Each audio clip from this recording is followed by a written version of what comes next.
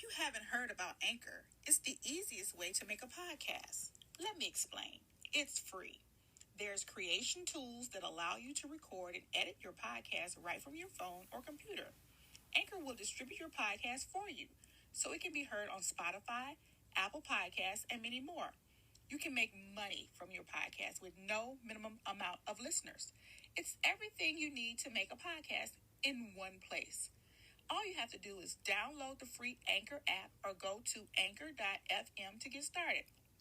Again, that's ANCHOR.FM to get started.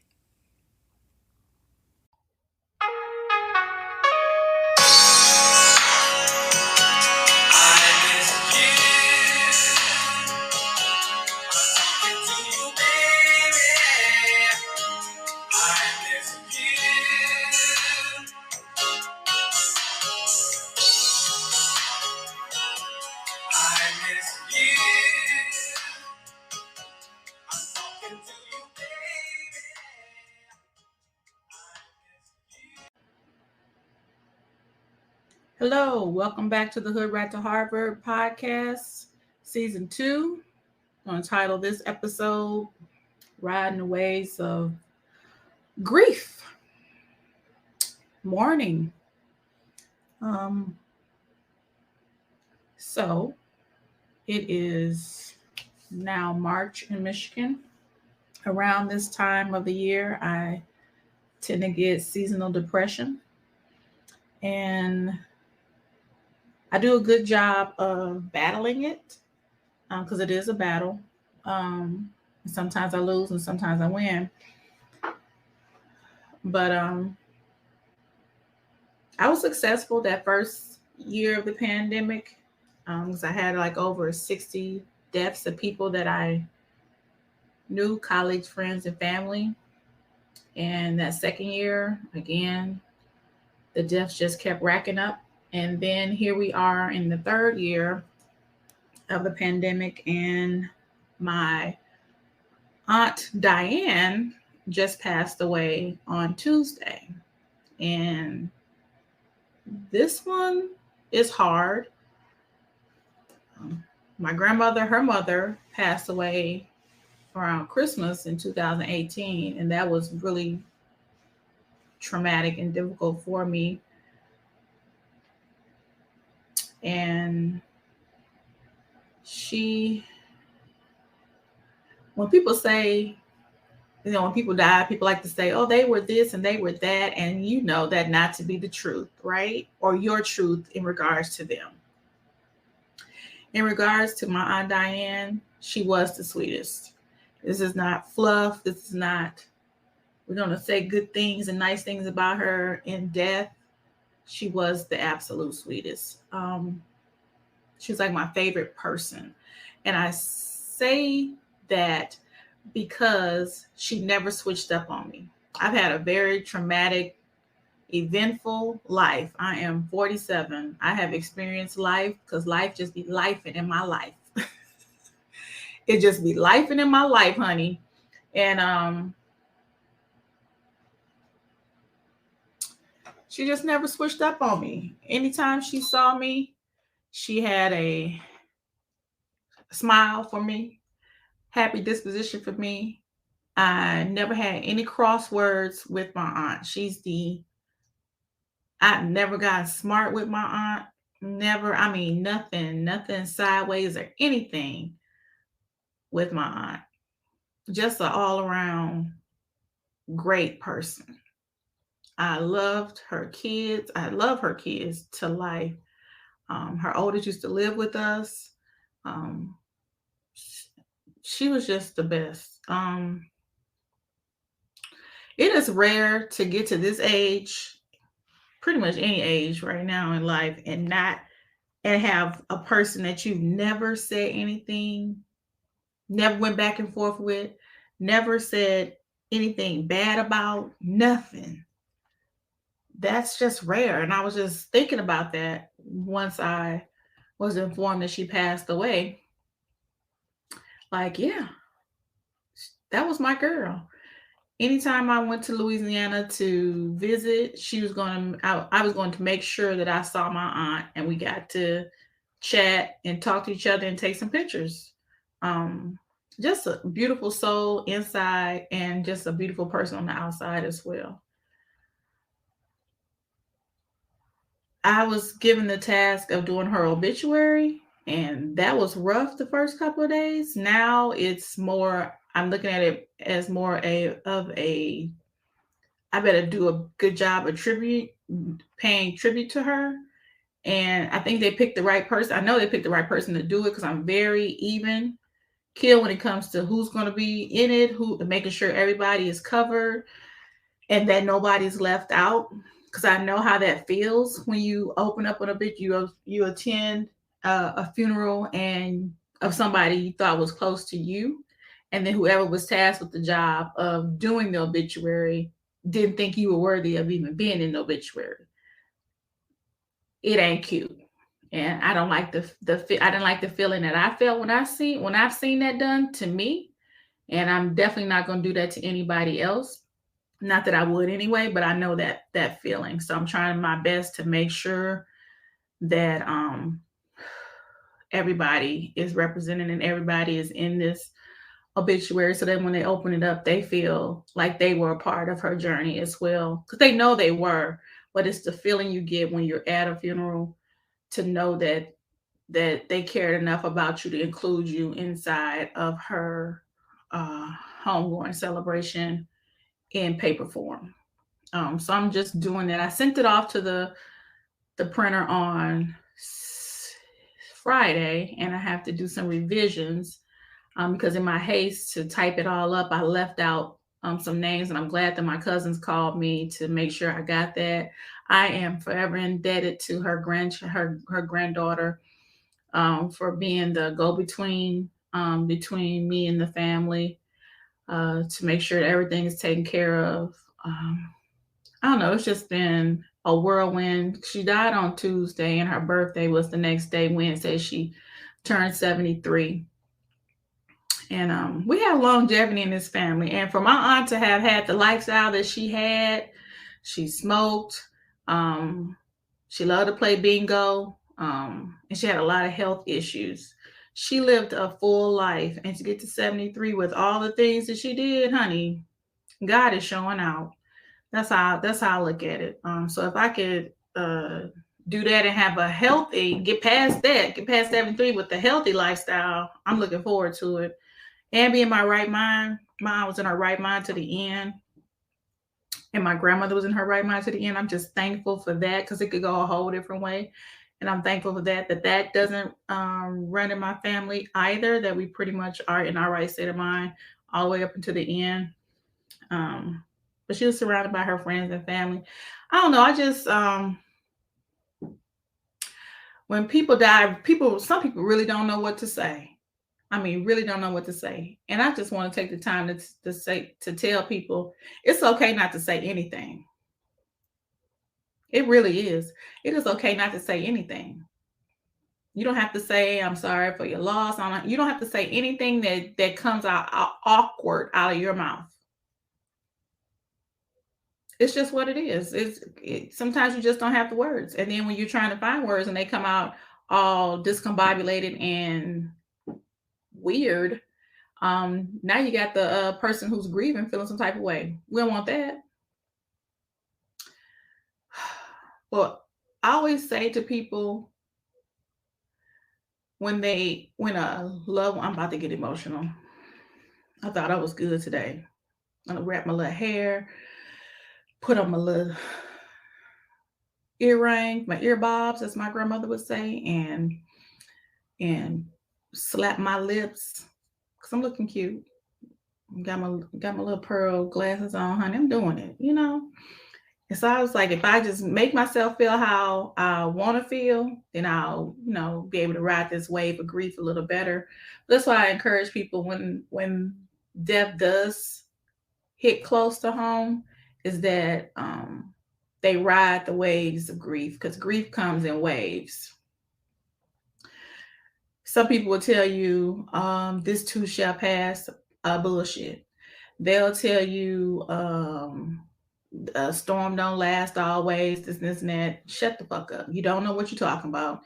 When somebody dies, that grief, that feeling that you get, that especially particularly for somebody that you loved and they loved you, never goes away. What it does is it comes in waves like the ocean. Some days it's dormant and it's just sitting there on the beach, and then some days it's crashing up against the rocks. And it's just, you are tasked with the duty of riding the waves.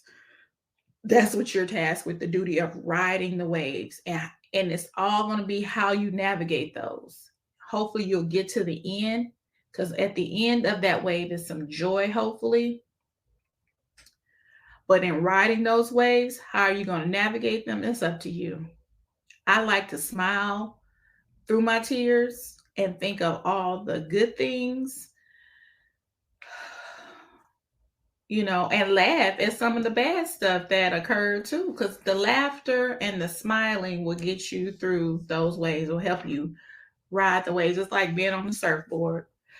I was just, before my aunt died on Tuesday, the week before, 2 weeks before, I had been going through it. My grandfather, Howard Williams Sr., died when I was 10.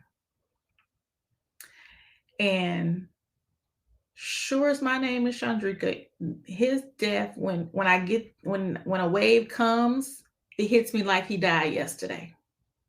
I see myself where I was when they told me. I see myself at the funeral. I see myself at the house. And you just have to ride the waves. Now, when my grandfather's death, I think that death, along with my grandmother that just died's death, those two hit me the hardest. I think one, because of my grandfather, I didn't get enough time with him. But the time that I did get, cherished. Great memories. Wouldn't trade it for the world. And then with my grandmother that just passed in 2018, I had a long time with her. And so we have so many memories, and you go from transitioning from a grandchild to a grand friend, to a sister girl, you know. And so now she's not only your grandmother, she's your sister friend, and she's your girl. And so now you battling, it's just not grandmama died, your friend died. And so those hit close to home. But I try my best to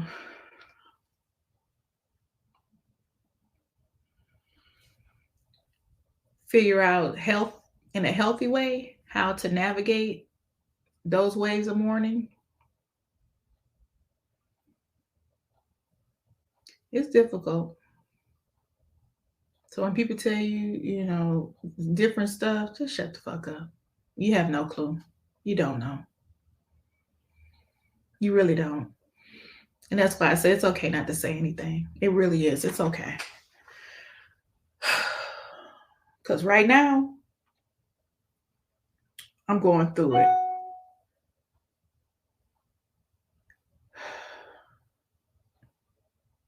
Yeah, I am. Baby, I'm headed out on Thursday for the funeral. As soon as I get done taping this podcast, I'll be reloading back up the stuff to the lady doing the obituary and the pictures and things. I had given her 75 pictures because she told me I could do 75 pictures, but the max was 50. But I told her I wasn't doing that many poems, so can I get more pictures? And I sent over to her. She was like, "Girl, you wilding out." I was like, oh, okay. So I had to come into the office today to narrow down the pictures, put some of them in collages so I can get more pictures into the obituary. And I'm also doing a bingo theme, so she's got to put the bingo stuff in there. Claude loved her some bingo, honey. I mean, adored it. That was her game. And so we got to get that stuff in there. So I got a lot to do before I solidify the obituary. And I still have hearings I got to attend to every day, Monday, Tuesday, and Wednesday. I got to find some time here to get my nails done. I got to get my hair done. Baby, it's a lot. But I know I'm not going through as much as my 3 cousins are going through, because this is their mother. And I wouldn't minimize their grief at all. So I'm hoping that they find strength and comfort in her memories as well. But yeah, so I had an obligation to make sure that my second episode of the second season got out. And the fact that this is hitting me like a ton of bricks, I said, let me go ahead and talk about it, because we really don't talk about grief like that and how to go about navigating it. We like to say stuff that's been repeated to us over the years. It really don't apply. This shit don't apply. And that's just what it is. It don't apply. But you're going to ride these waves, honey. You're going to ride these waves of grief and mourning. And I just hope that you get through them with some joy. Get to the other side with some joy. But death is inevitable. Sure as my name is Chandrika, we all gonna die. And that's why I'm preparing my life, and I prepared my life so that when I do die, that my children are okay. That they'll be okay, that their children's children will be okay. Because it's coming, honey. We don't know the day, we don't know the hour, but it's coming. My aunt had just went on a car ride with my other aunt 2 days before.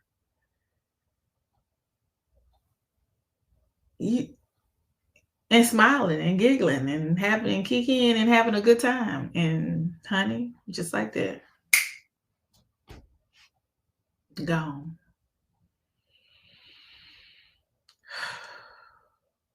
She was the oldest of 8. She is the first one to leave her earthly vessel. It's tough. This is my mother's sister. And we used to have some conversations. People don't know, people sometimes think they know, like, the relationship, or they assume certain things. They don't know me and my aunt talked. They don't know that me and my aunt text. Like, when she was riding the waves of grief as it relates to her husband, she would randomly call me and ask me, most of the time, the same question: can you look into what happened to Uncle Johnny? Because my uncle was sick and went to the VA to get treatment, and they never found him again. And the VA has never been accountable for his body or his death. And that sat with her to the day she died. But she would randomly call me. I would get at least a phone call a year about that. What can I do? This and that. And I told her the last time, because when she tell me, she'll call me, ask me to do something, I'm going to do it. That's for any of my aunts. Because if I'm nothing, I'm a good niece. Don't be fooled. I am a good niece, a very good niece. So anytime she called me to do something, I'll do it. And so I would do research, and the statute of limitations, baby, had ran out so long ago. This is before I had graduated law school or anything like that. And I pussyfooted around for weeks, because I didn't want to tell her.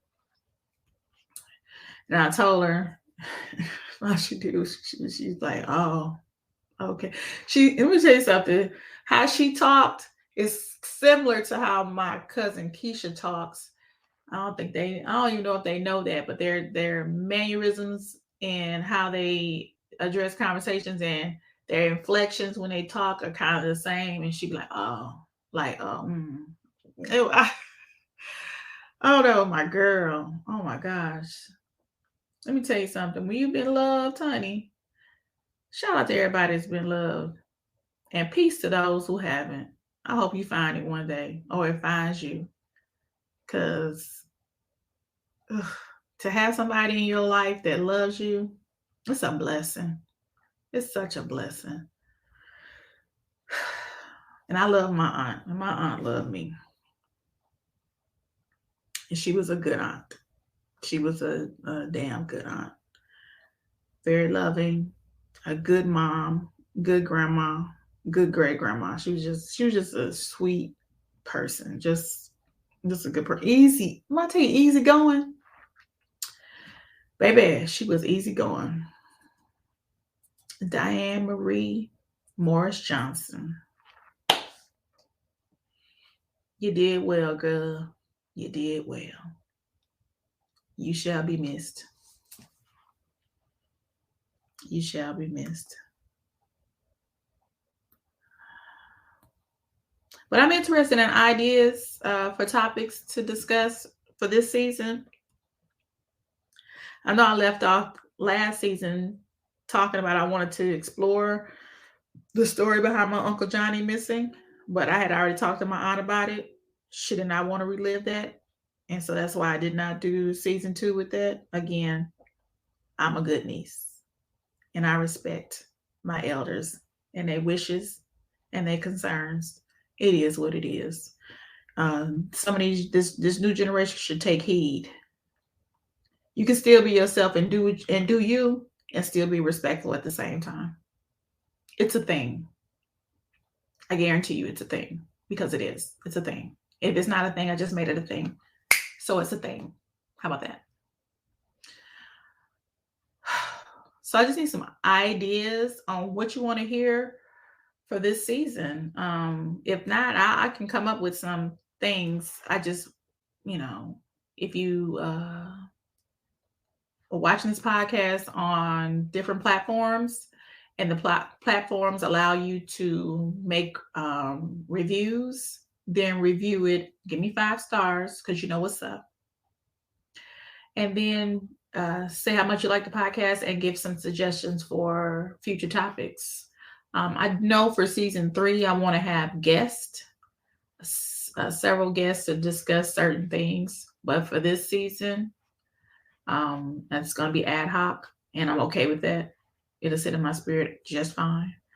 But if you have any suggestions, just do that. And don't forget to like the podcast and subscribe to the podcast on all podcast platforms, including Google, Apple, Spotify,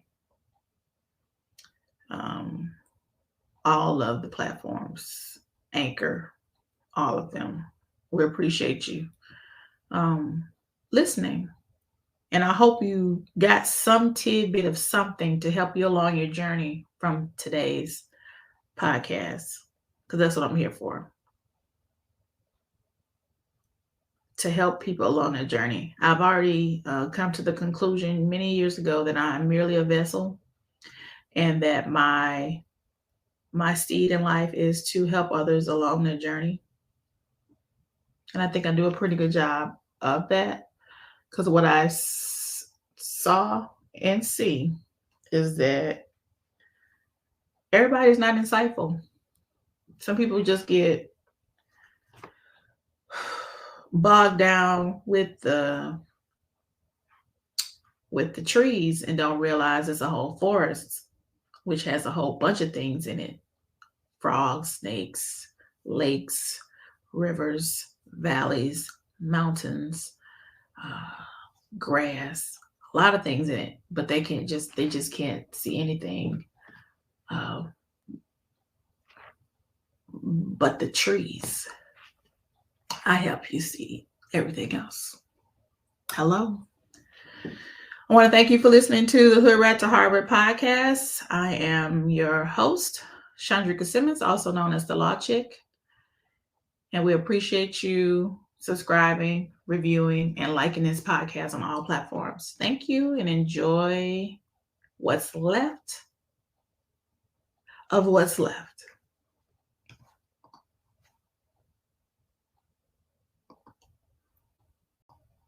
Now that you're gone, every day I go on,